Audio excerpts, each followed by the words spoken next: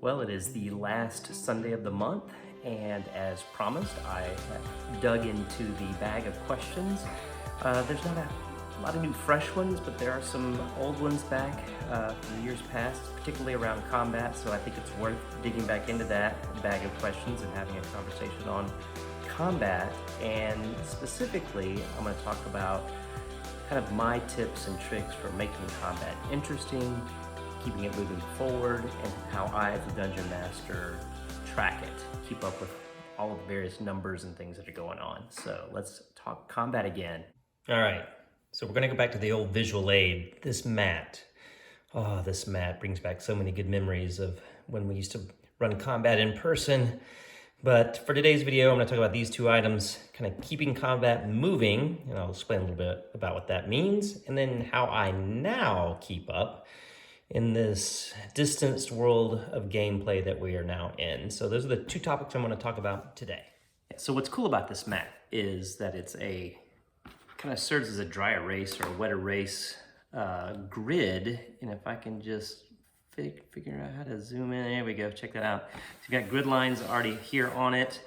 You can wet erase as you're playing, and so when you're playing in person, if you can make each square worth 5 feet, 10 feet, whatever the scale of movement is that makes sense for the combat that you're in.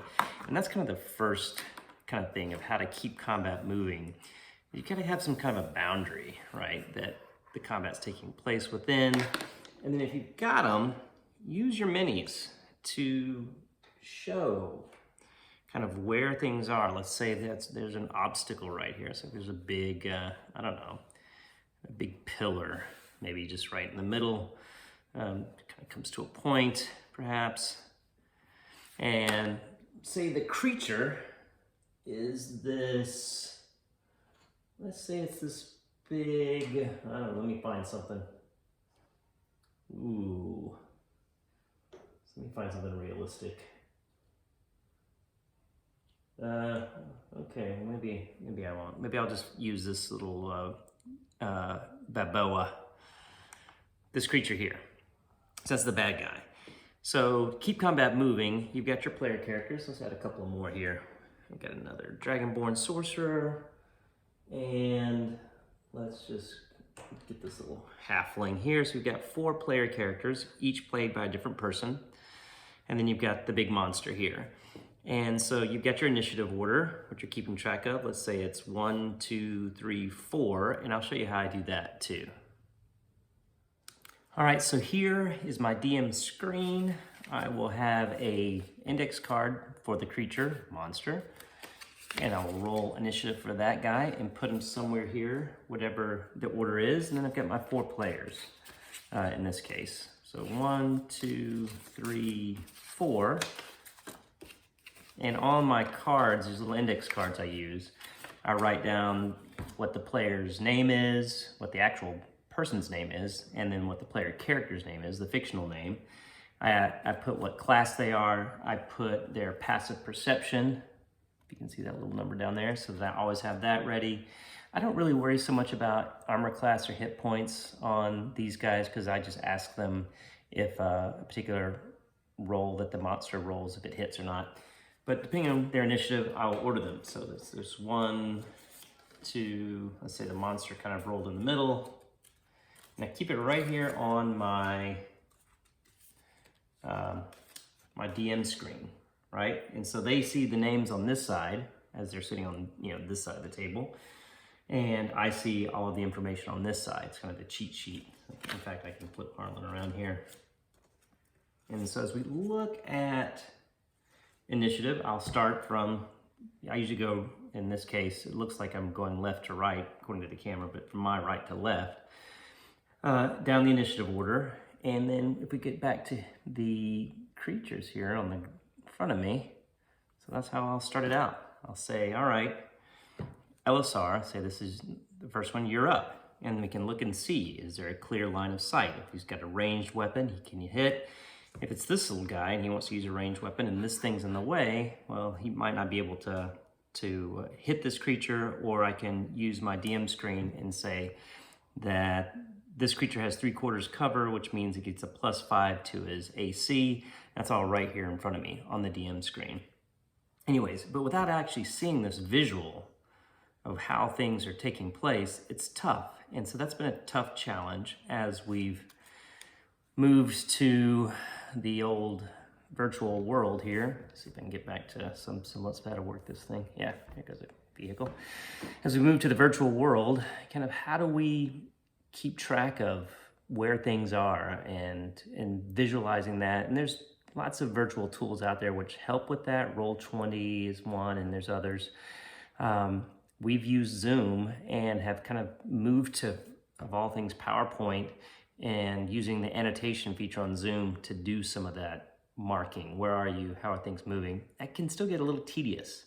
So the first thing I wanted to tackle was, back here on my notes, was how to keep it moving. How do we keep combat moving forward? Moving, not moving. That's a better way to put it. How do we make it flow? How does combat flow? And part of that is just how you describe the combat. So you could be like, all right, here's my guys down here again. Just flip back to these fellas here. So get, say like this guy here is Gimner. That's just for example. And here's the monster. And he could be like, all right, Gimner's gonna try to roll and hit that monster. And it's a little boring. And he rolls. Does it hit? Yeah, it doesn't hit. Okay, go to the next guy, blah, blah, blah. The next guy might be Tasvian. Tasvian's gonna try to swing him, kind of close the distance and swing at him with his glaive. Does it hit? Misses. Okay, ends my turn. And you can be very, I don't know, I'm probably overdoing the kind of mundaneness of that voice track, but it can almost get that way if you're not careful. So what I try to do to keep my combat moving, and it's something I always want to try to improve upon, is I try to get really descriptive and try to encourage the player characters to get really descriptive as well. Beyond just swinging a glaive or casting a spell or, shooting an arrow. Yeah, I want you to say, I dive behind the pillar, do a forward roll. Maybe I'll say, okay, make a dex check, see if you can pull that off. So he dives behind the pillar, makes a forward roll. You're visualizing all this now, right? Does a quick dex check. Yeah, he passes the check. He slides on his knee, has an arrow cocked, and then releases it towards the creature. And he rolls his 20-sided dice. In this case, he rolls a 5. And so the arrow flies over the creature's head and sticks into a tree behind it, right? Or something along those lines. And then, or if it hits, the creature is punctured with the arrow's blood, sort of this purplish, bluish ooze begins to pulse and pour from the open wound. It shrieks with anger as it begins to plot its next move, beginning to sprint towards, so-and-so, that kind of thing. Spice it up. And then, the other thing you can do is tie in movement, tie in the things that happen. So, the arrow has pierced the creature as blood spatters against the wall behind it, and you now ready your attack, Harlan. Let's say this is Harlan. Now what do you do? And so to kind of weave the attacks and the descriptions into each other to create an entire picture. So it's a lot easier said than done. It definitely takes practice, and having the visual definitely helps. So without the visual, it's really all comes down to how good you are at kind of describing scenes and making them colorful and pulling in backgrounds and pulling in rain or snow or mud or boulders and trees and whatever else you can think of to kind of fill in the complete picture in the imagination.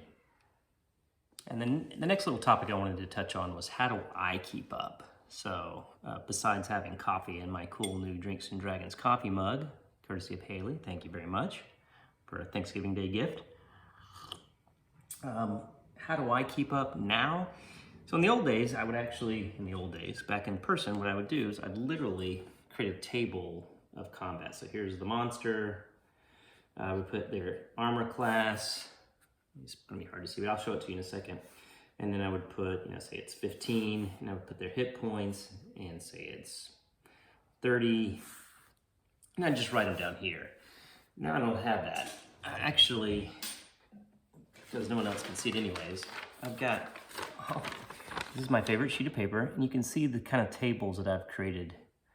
These funky little tables. Those are all tables where I've been tracking hit points in armor class, and I'll just recreate it here to show you guys how I actually do it.